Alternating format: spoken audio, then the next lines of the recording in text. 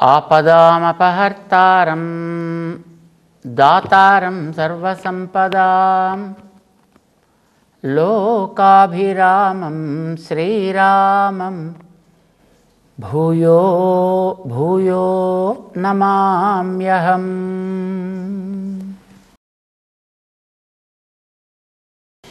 జై శ్రీమన్నారాయణ. ప్రియ భగవద్బంధులారా, 5వ అధ్యాయంలో అర్జునుడికి ఒక ప్రశ్న ఏర్పడింది. అధ్యాయం ప్రారంభమే అర్జునుడి ప్రశ్నతోటి ప్రారంభం చేస్తారు. అందులో ఏది తనకి సులభంగా తగినదో నిర్ణయం చేసి ఒకదాన్నే చెప్పవలసింది. కర్మన జ్ఞాన అనుష్ఠానమా, కర్మ ఆచరణమా లేదా జ్ఞాన అనుష్ఠానమా, ఏది మంచిది, ఏది శ్రేయస్, ఏది తనకి తగినది, హితకరమైనది, దాన్ని జాగ్రత్తగా ఇవాళ కొత్తగా ఆలోచించి చెప్పద్దు. ఏది గతంలో నిర్ణయమైందో శ్రేయస్కరం అని మనకి గ్రంథాలు నిర్ణయం చేసి చెప్పాయో అలాంటి దాన్ని నాకు చెప్పవయ్యా అని ప్రార్థన చేశాడు అర్జునుడు. గతంలో చెప్పినట్టుగా రెండింటిని కలిపి చెప్పడం కాకుండా ఈసారి కృష్ణుడు 5వ అధ్యాయంలో స్పష్టం చేస్తున్నాడు. నిజానికైతే రెండు మంచివే. కారణం రెంటికి లక్ష్యం ఒకటే కనుక. మనం చేసేటువంటి పనులకి లక్ష్యం ఒకటే, మనకుండే తెలివికి లక్ష్యం ఒకటే. ఏమిటి లక్ష్యం? సుఖంగా ఉండాలి. పనులు చేసినా సుఖంగా ఉండాలనే పనిచేస్తాడు. ఏదైనా తెలుసుకోవాలనుకున్నా తన సుఖం కోసమని తెలుసుకోవాలని అనుకుంటాడు. అయితే సుఖం అనేది ఏది? అది తాత్కాలిక సుఖమా లేదు నిత్యము ఉండదగినటువంటి సుఖమా? ఇది నిర్ణయం చేసుకోవడంలో మనుషుల్లో మార్పులు వస్తూ ఉంటాయి. మనకి తాత్కాలికంగా సుఖం కలిగించేవి కొన్ని ఉంటాయి. మనం ఆహార పదార్థాలే తీసుకుంటే రుచికరంగా ఉండేటటువంటి ఆహార పదార్థాలు మనకి చాలా ఇష్టంగా ఉంటాయి, కానీ అవి ఆరోగ్యానికి మంచిది కాకపోవచ్చు. బయట మనం దుకాణాల్లో చూస్తే మంచి పరిమళం వచ్చేటటువంటి మంచి రుచి కలిగినటువంటి పదార్థాలు బోల్డ్ అని ఉంటాయి. కానీ వాటన్నిటినీ కూడా తయారు చేసినటువంటి విధానం, తయారు చేసినటువంటి వ్యక్తులు, తయారు చేసినటువంటి స్థానము, వీటిని మనం గమనిస్తే అది మనకి తాత్కాలికంగా నాలుకకి రుచి ఉండొచ్చు, కానీ ఆ తర్వాత ఆరోగ్యం మీద ఏ రకమైనటువంటి ప్రభావాన్ని అది చూపిస్తుంది అనే దాన్ని బట్టి అది మంచిదా కాదా అనేది నిర్ణయం చేస్తారు. రుచికరమైనటువంటి ఆరోగ్యం రక్షించకపోవచ్చు, ఆరోగ్యాన్ని రక్షించేవన్నీ రుచికరంగానూ ఉండకపోవచ్చు. కానీ ఒక బుద్ధిమంతుడైతే తనకి తత్కాలపు ఆనందం కంటే దీర్ఘకాలిక ఆనందం ఏదో దాని మీద దృష్టి పెడతాడు. దానికి తగినట్టుగా కృషి చేస్తాడు కూడాను.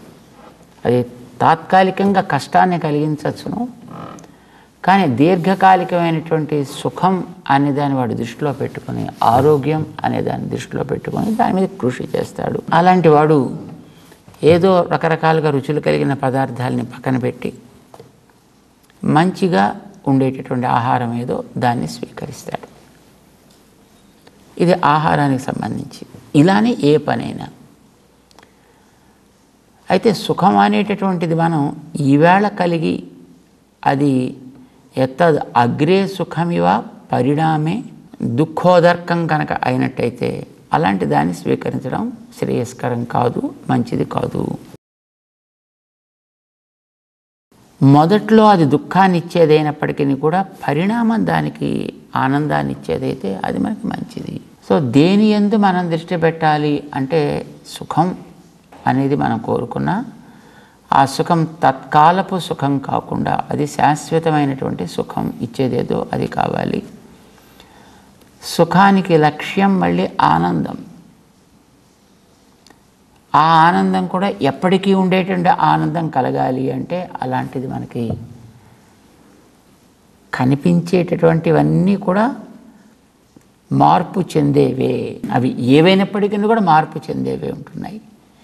మార్పు చెందనిది అనేది ఒకటే, అది ఆత్మానందం లేదా భగవంతుణ్ణి మనం లభిస్తే కలిగేటటువంటి ఆనందం. అది మార్పు చెందనిది, శాశ్వతమైనది కనుక దాని యందు దృష్టి పెట్టి పని చేసుకోవాలి. అంటే జ్ఞానమైనా దాన్ని తెలిపేది కావాలి, పని అయినా దాన్ని చేర్చేది కావాలి. రెండిటికి కూడా లక్ష్యం శాశ్వతమైనటువంటి ఆనందము. ఆ శాశ్వతమైన ఆనందం అని మార్పు చెందనిదేదో దానివల్ల కలిగే ఆనందం. మార్పు చెందనివి రెండే ఉన్నాయి తత్వాలు. అసలు ఉన్న తత్వాలు 3.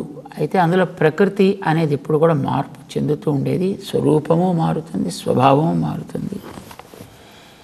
మార్పు చెందని తత్వాలు ఆత్మతత్వం కానీ భగవతత్వం కానీ ఇది మార్పు అనేది ఉండదు వాటికి.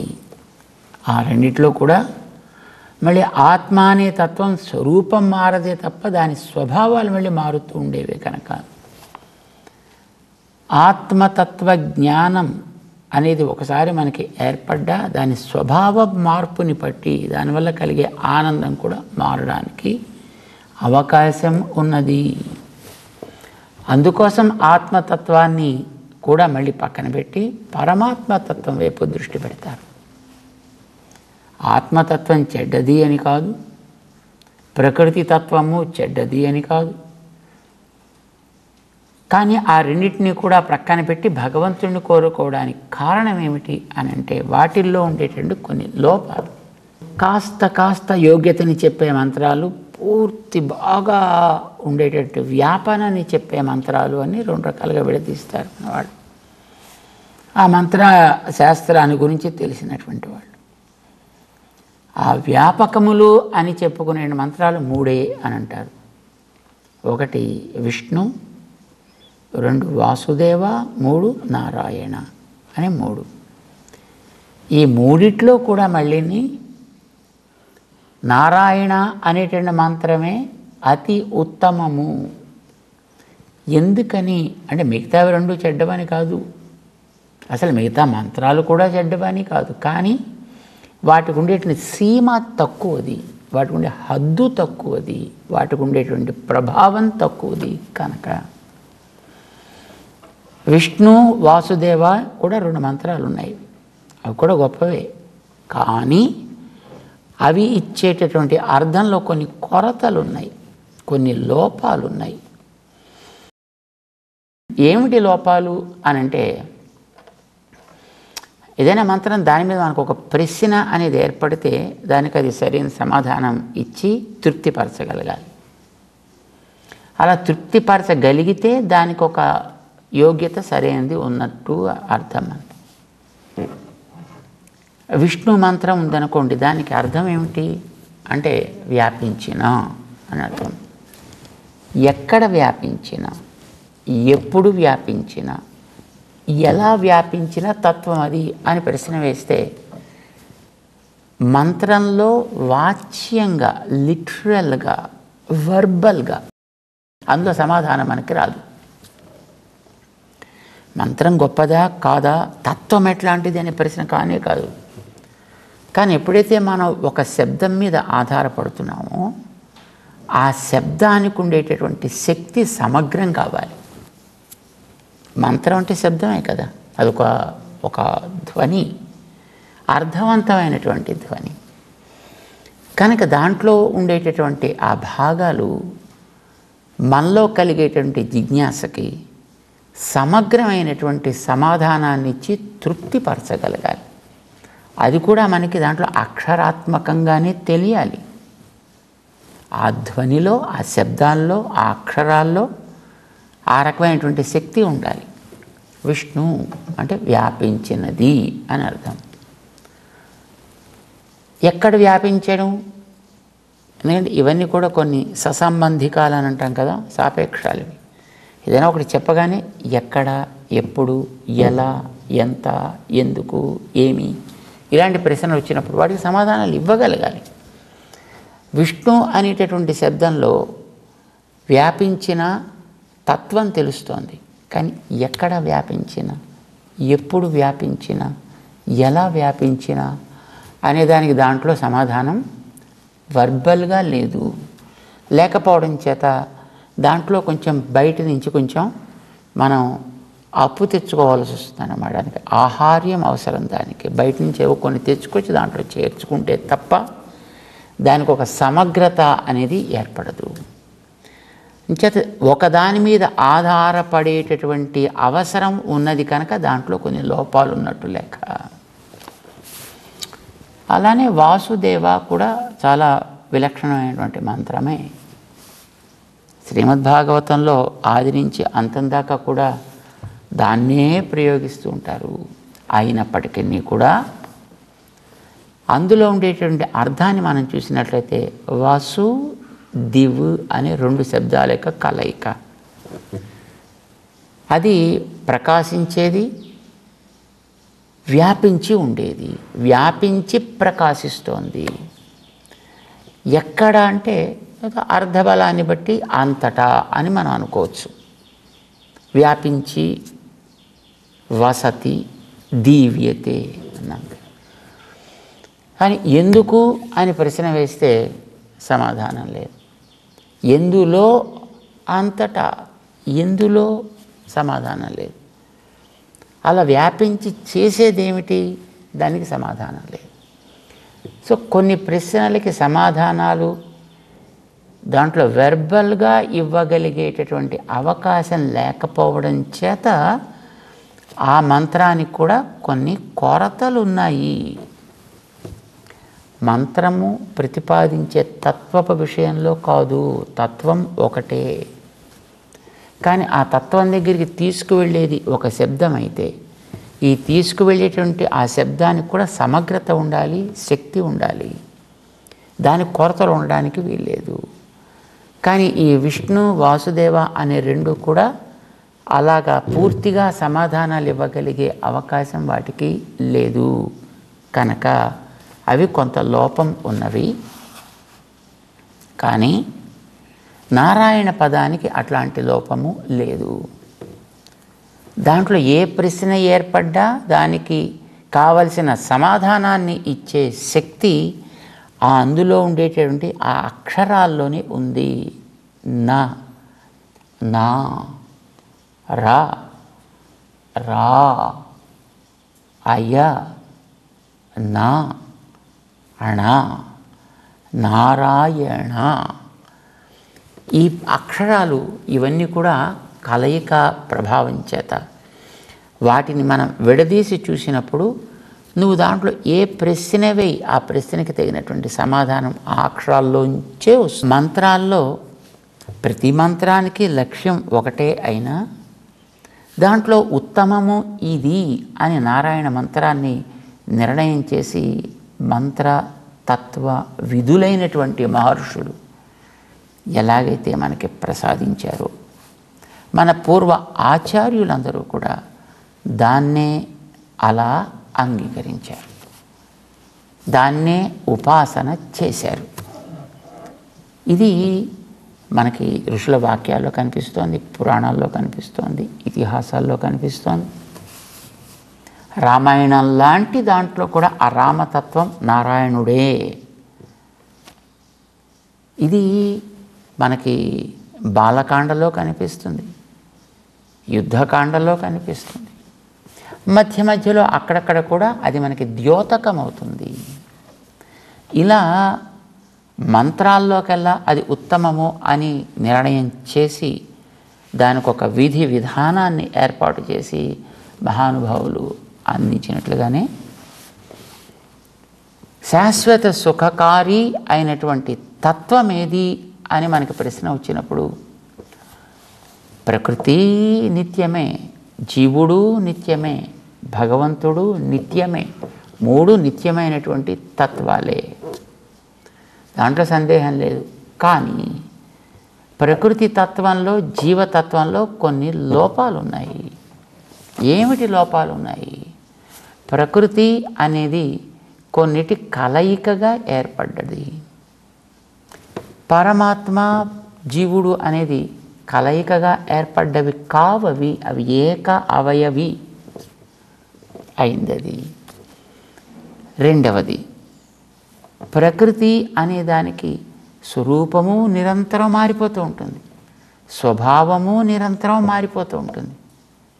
మారిపోతూ ఉంటుంది కనుక దానివల్ల కలిగేటటువంటి అనుభవం ఏదో అది సుఖమైన దుఃఖమైన అది కూడా మారిపోతూ ఉంటుంది.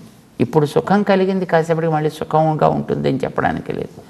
ఇప్పుడు దుఃఖం కలిగింది, మళ్ళీ కాసేపటికి దుఃఖంగా ఉంటుంది అని చెప్పడానికి కూడా వీల్లేదు. కారణం, స్వరూపము మారుతూ ఉంటుంది, స్వభావం మారుతూ ఉంటుంది. కనుక ఆ స్వరూపము, ఆ స్వభావము నీకు సుఖకరమైనప్పుడు అది ఉన్నంత వరకు మాత్రమే నీకు ఆ సుఖం అనేటటువంటిది కొనసాగుతూ ఉంటుంది. అది మారిందంటే, ఇప్పుడు నీళ్ల మీద ప్రవహించేటటువంటి తరంగాల్లాగా ఒక తరంగం పైకి లేస్తుంది, మళ్ళీ దిగుతుంది.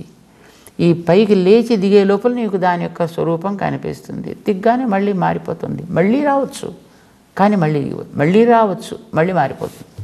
అట్లాగా సుఖము దుఃఖము, అనుకూలము ప్రతికూలము, ఇవి ఈ ప్రకృతి తత్వం అనుభవించేటటువంటి వ్యక్తికి నిరంతరము మారుతూనే ఉంటుంది, సాగుతూనే ఉంటుంది. సాగడానికి కారణం ఆ వస్తు లక్షణం, అది వస్తువులో ఉండేటటువంటి లోపం అది. అందుకోసం దాన్ని కూడా అనుపాస్యము అంటే మనకి అది ఉపాసనకి అర్హమైనది కాదు. మార్పు ఉంది కనుక కలిగే అనుభవాన్ని ఏకరూపంగా కలిగించగలిగే స్థితి దాంట్లో లేదు కనుక అది అనుపాస్యం అన్నారు. చెడ్డదని కాదు. ప్రకృతి కూడా చాలా మంచిది. అసలు ప్రకృతి లేకపోతే ఇది లేనే లేదు కదా. ఆత్మ కూడా ప్రకృతి లేకపోతే ప్రకాశించదు. బ్యాటరీలో ఉండేటటువంటి శక్తి అది ఏదైనా ఒక పరికరంలో దాన్ని కూర్చినప్పుడు కదా అది పైకి ప్రకాశించేది. ఈ ప్రకృతి అనేది ఆ పైన పెట్టే లైట్ లాంటిది. ఆత్మ అనేది అదొక శక్తి కేంద్రం, అది అంతవరకే. పరమాత్మ అనేది ఒక శక్తి కేంద్రం. కానీ అది ప్రకాశించాలంటే మళ్ళీ మనకు ప్రకృతి కావాలి. ప్రకృతి మన చెడ్డది అని అనము. మనం కాదు, అసలు శాస్త్రం ఏది అనదు, అది మంచిది. అలానే జీవుడు కూడా మనకి గొప్పవాడే, దాంట్లో సందేహమే లేదు. కానీ జీవుడిలో స్వరూపంలో మార్పు లేదు తప్ప స్వభావంలో మార్పు అనేటటువంటిది ఉంది. వాడికి జ్ఞానం అనేది ఒకటి ఉంది. జీవుడి యొక్క ఆకృతి అణుస్వరూపము అని అంటారు. అణు అంటే ఉన్న వాటిలోకెల్లా అతి చిన్నదేదో దాని పేరు అణువు అన్నారు. కానీ వీడికి ఉండే జ్ఞానం మాత్రం అతి విస్తారమైనది, చాలా విస్తరించి ఉంటుంది. కానీ ఈ జ్ఞానానికి లక్షణం ఏమిటి? నిరంతరము ప్రసరించుట సంకోచించుట, ఇవి రెండు ఉన్నాయి వాడికి. సంకోచ వికాసాలు అనేటటువంటివి జ్ఞానానికి ఉండడం చేత ఈ వికాసం అనేది దేని ద్వారా సాగుతూ ఉంటుందో దాని లక్షణాలు ఈ జ్ఞానాల్లో ప్రతిఫలిస్తూ ఉంటాయి. అవి ఒక్కొక్కసారి అనుకూలంగా ఉండొచ్చు, ఒక్కొక్కసారి ప్రతికూలంగా ఉండొచ్చు. ఈ ప్రసారం అనేది నిరంతరము సాగే ప్రక్రియ. నీటి మీద తరంగాల్లాగా జ్ఞానం అనేది నిరంతర ప్రసరణశీలము అయినప్పుడు, అది ప్రసరించేటటువంటి వస్తువులు కూడా మార్పు చెందేవి అయినప్పుడు, వాటి వల్ల కలిగేటటువంటి అనుభవం ఏదో అది కూడా నిరంతరం మారుతూనే ఉంటుంది.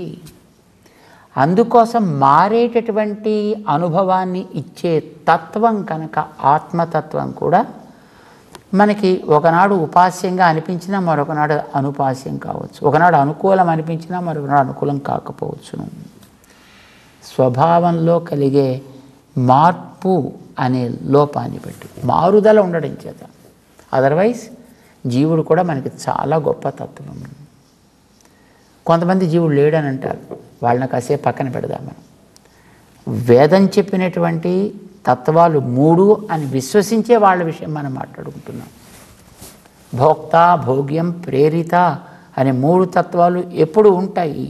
జీవుడు, ప్రకృతి, పరమాత్మ 3 వాస్తవాలు. స్వరూపం కానీ స్వభావం కానీ ఎన్నడూ ఇతరమైన దాని మీద ఆధారపడి మార్పు అనేదానికి గురి కాకుండా ఉండగలిగే తత్వం ఒక్కటే, అది భగవత్ తత్వం, అది నారాయణ తత్వం. కనుక ఆ నారాయణ తత్వం అనేదాన్ని మనం ఉపాసన చేసినప్పుడు కలిగేటువంటి అనుభూతి ఏదో అది నిరంతరము అనుకూలంగానే ఉంటుంది, నిరంతరము ఆనంద ఆవహంగానే ఉంటుంది, ఆనందవర్ధకంగాను ఉంటుంది. కనుక మనకది ఉపాస్యము. ఇది మనకి చెప్పారు. చేత జీవ ప్రకృతులు గొప్పవే, భగవత్ ప్రకృతి కూడా గొప్పదే. భగవత్ తత్వం కూడా మనకి ఉపాస్యము. ప్రకృతత్వము ఉపాస్యము, జీవతత్వము ఉపాస్యము. కానీ ఉపాస్యమైన వాటిలో కొన్ని లోపాలు ఉన్నవి తీసి మనం వాటిని ప్రక్కన పెట్టి లోపాలు లేనిదేదో దాన్ని స్వీకరించవయా, అది నీకు సుఖకరం. ఇది మనకి తెలియాల్సింది. 5వ అధ్యాయంలో భగవంతుడు దీన్ని మనకు వివరించడం కోసమని ఆయన కర్మ, జ్ఞానము ఇవి 2 కూడా లక్ష్యానికి చేర్చేవే. కానీ ఈ రెంటిలో జ్ఞానము అనేది నిన్ను ఇబ్బందుల పాలు చేస్తూ లక్ష్యాన్ని దగ్గరికి చేరుస్తుంది. కర్మ ఆచరణము అనేది ఇబ్బందులు కలగకుండా లక్ష్యాన్ని చేరుస్తుంది. ఏది చేయాలో నువ్వు నిర్ణయం చేయి. ఏది నిర్ణయం చేస్తాడు చెప్పండి బుద్ధిమంతుడు? శ్రమలతో కూడుకుని లక్ష్యం చేరేదాన్ని కోరుకుంటాడా, శ్రమలు లేకుండా లక్ష్యాన్ని చేరడాన్ని కోరుకుంటాడా? శ్రమలు లేకుండా లక్ష్యం చేరాలనుకుంటే కర్మాచరణ స్వీకరించు. లేదండి నేను శ్రమలనే కోరుకుంటానంటే జ్ఞానాన్ని పట్టుకో పాకులాడు. అంచేత తయోస్తు కర్మ సన్యాసాత్ కర్మయోగో విశిష్యతే. కర్మలు జ్ఞానాన్ని ఆశ్రయించడం కంటే కూడా కర్మయోగ, కర్మ ఆచరణము అనేటటువంటిదే విశిష్యతే, సుఖకరమైనది సుమా అర్జున. కనుక దాన్ని రెండిటికి లక్ష్యం ఒకటే, ఒకటి సుఖం, ఒకటి దుఃఖం. ఏది బుద్ధిమంతుడైన వాడు స్వీకరిస్తాడా? అంచేత చక్కగా కర్మయోగ స్వీకరణం అనేటటువంటిది చాలా మంచిది అని అర్జునుడికి ఉపదేశం చేయడం ప్రారంభం చేశాడు. 5వ అధ్యాయం ప్రారంభం చేస్తూ తెలుసుకుందాం. జై శ్రీమన్నారాయణ.